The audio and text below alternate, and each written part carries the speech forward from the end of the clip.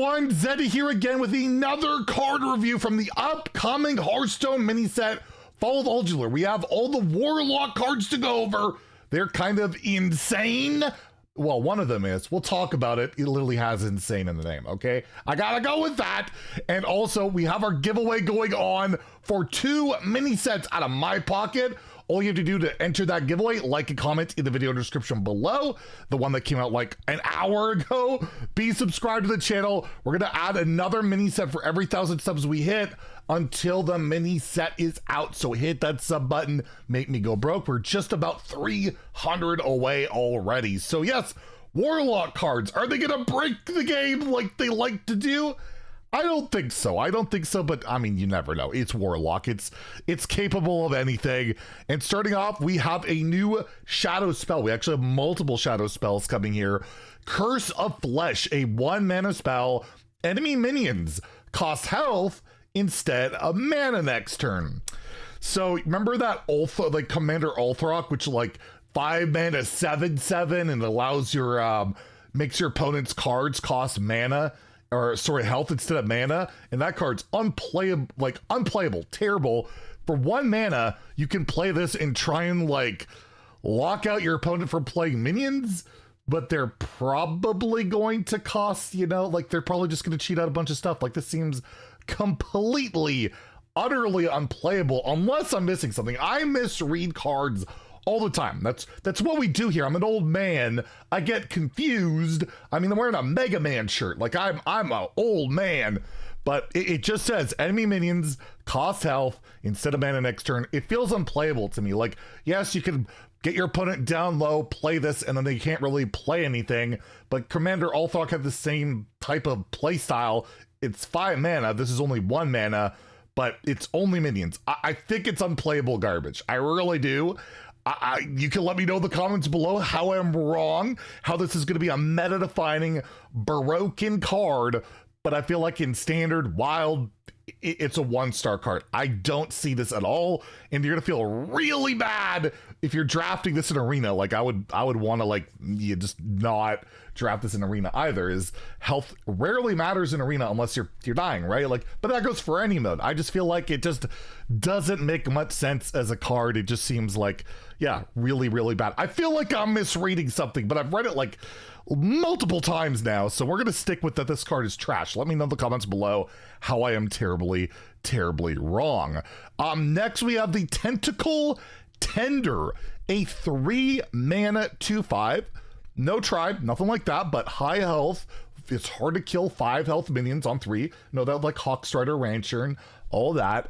At the end of your turn, get a 1/1 Chaotic Tendril. And if you didn't watch our prior video, that's a neutral minion. It's a 1-mana 1/1 that casts a random 1-cost spell and improves for every one you've played. So if you play 1 Chaotic Tendril, it's a 1-cost spell. The second one will cast a random 2-cost spell, and so far, like going forward. I think it'll probably cap at 10, because like there's no 11-cost spells in the game that I'm aware of, unless again I could be forgetting. I don't think there is.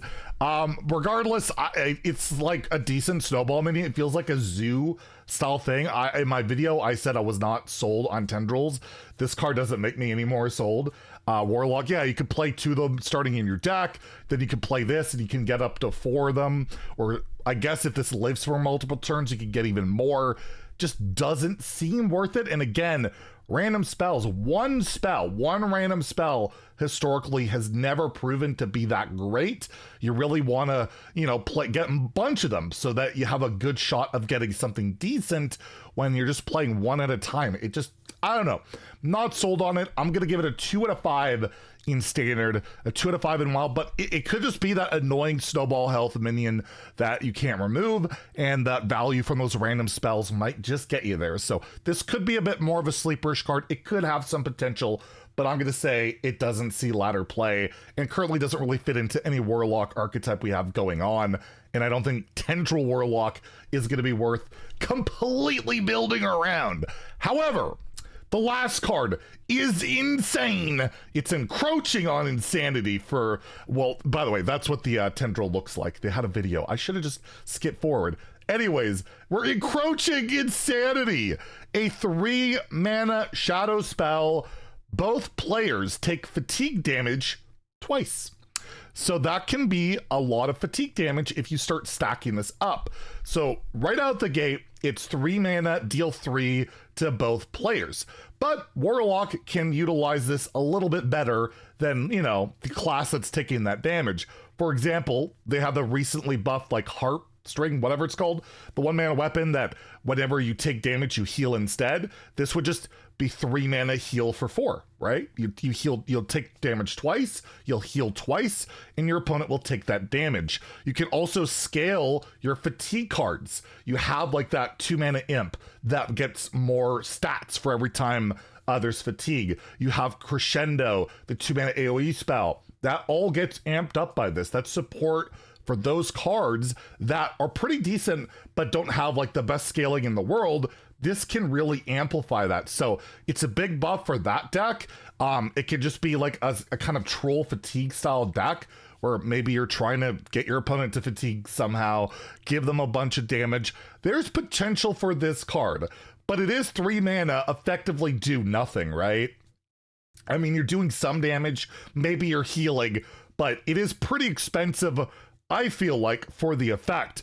In Wild, you have like Tamsin. You could play this and make it 0 and like do some really degenerate stuff. You have the Demon Seed. You also have that 9 mana 5/5 in Standard that you can help try, and Wild, of course, that you can cheat out for 0 with this as well. There's a lot of potential for this card. I just don't know where it slots in at the moment. Again, rather expensive potentially, but I'm not going to completely sleep on this. I'm not going to give it like a 1. Just taking fatigue damage is terrible. I think it has a shot at some playability in some deck, in Standard, possibly Wild. I will give it the lowest of 3s I can give, but I do feel like it has somewhat of a shot to see play. We'll see. But yeah, the Warlock cards, I gotta say, seem really like not great. All of them seem pretty underwhelming. Warlock is in a great spot in all formats right now, so they don't need a ton of help. But if it wasn't in a good spot, these cards I feel like would be like really, really rough. So that's the Warlock cards. That is it for today. The card reveal schedule is up on the library. Demon Hunters tomorrow morning, so I'll be up early in the morning to review those, and then we'll have Shaman later in the afternoon. But basically we're getting a class or 2 classes a day and neutrals coming up. And I will say, big shout out, the last reveal of the season, the priest cards. Yeah, that's us. They gave us the priest cards again, and you know what? We're gonna make them regret it. They should not have given me this priest reveal. I guarantee you that they're gonna regret it. You'll see the reveal, or maybe we won't be revealing priest cards. Maybe I'm gonna be protesting. You have to wait and see for the 17th. But yeah, big thanks to Hearthstone, big opportunity. And yeah, let me know what you guys think about the cards in the comments below. Enter that giveaway. If you enjoyed the video, please like and subscribe. Have a great day and stay salty, my friends.